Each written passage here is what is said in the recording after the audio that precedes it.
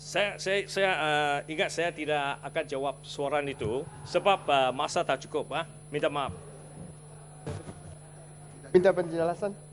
Okey, dari rancangan Malaysia Simpulan dan Bagi jalan, juga Ahmad. menggunakan DJ Utara.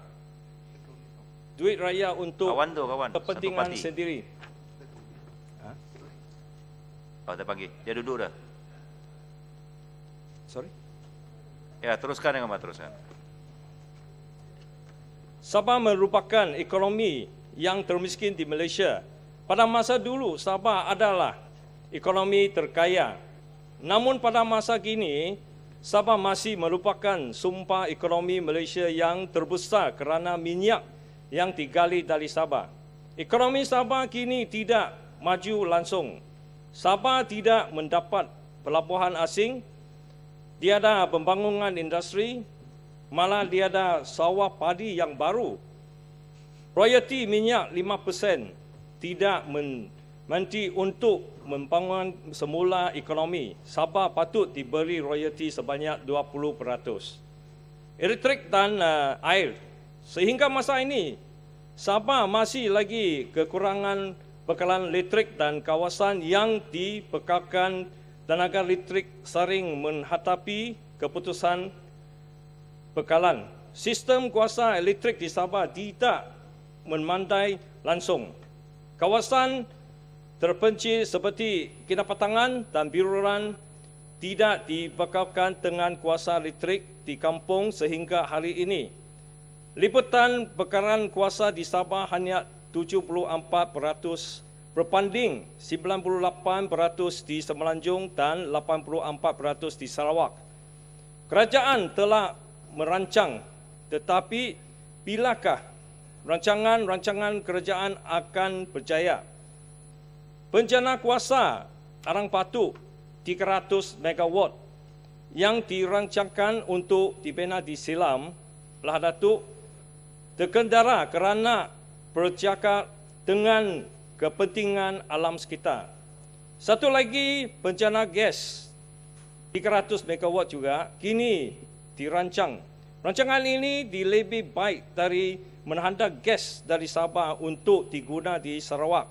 Sementara Sabah terbiar begitu saja. Mengapakah projek bencana hidro di Ambangan Liwaku yang bencana kuasa tidak diberi perhatian? Bekalan air di Sabah juga bilang tak masalah. Peningkatan mutu sangat diperlukan terutamanya di kawasan luar bandar. RMK9 melaporkan bahawa bekalan air bersih hanya mencapai tahap 65% di Sabah, banding 93% di Semenanjung dan 92% di Sarawak. Tambah bekalan elektrik dan air, bagaimanakah kita akan melaksanakan koridor pembangunan Sabah STC? Hospital dan sekolah. Tertapatnya projek sekolah dan hospital mega di kawasan luar bandar yang memelan belanjaan berjuta-juta ringgit. Tetapi projek-projek ini tidak digunakan sepenuhnya. Ada kes-kes tertentu, hospital kekurangan doktor dan alat-alat yang mahal terbiar begitu saja. Di KK, tertapatnya kekurangan katil hospital dan kemudahan asal. Hospital Queen Elizabeth di KK masih lagi dalam proses pembinaan.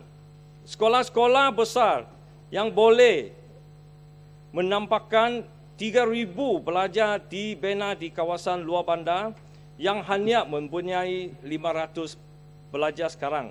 Di Kota Kinabalu terhadap lebih dari 55 hingga 60 pelajar dalam satu kelas.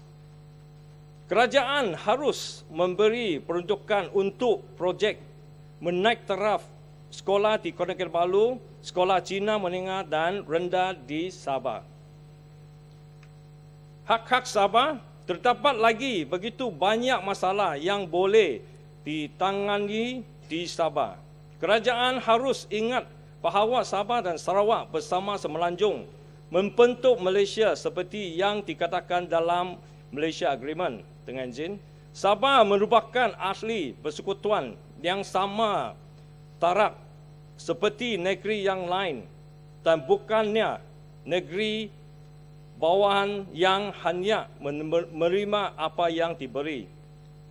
Di bawah Kerajaan Barisan Nasional, negeri Sabah hanya menerima arahan dari Kuala Lumpur. Keadaan ini mesti dipetukan kerana Sabah juga merupakan satu negeri di Malaysia dan penduduk Sabah juga merupakan rakyat Malaysia. Terima kasih.